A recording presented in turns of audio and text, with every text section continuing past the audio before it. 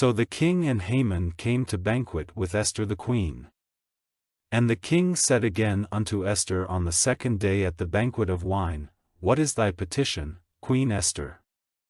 And it shall be granted thee, and what is thy request? And it shall be performed, even to the half of the kingdom. Then Esther the queen answered and said, If I have found favor in thy sight, O king, and if it please the king, let my life be given me at my petition, and my people at my request, for we are sold, I and my people, to be destroyed, to be slain, and to perish. But if we had been sold for bondmen and bondwomen, I had held my tongue, although the enemy could not countervail the king's damage.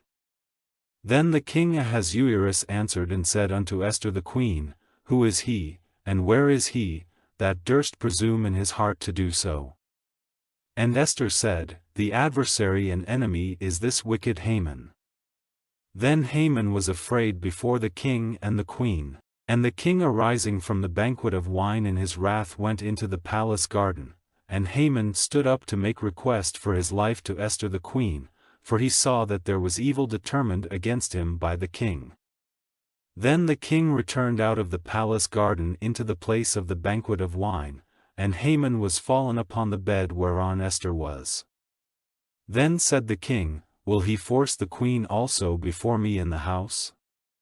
As the word went out of the king's mouth, they covered Haman's face. And Harbona, one of the chamberlains, said before the king, Behold also, the gallows 50 cubits high, which Haman had made for Mordecai, who had spoken good for the king, standeth in the house of Haman.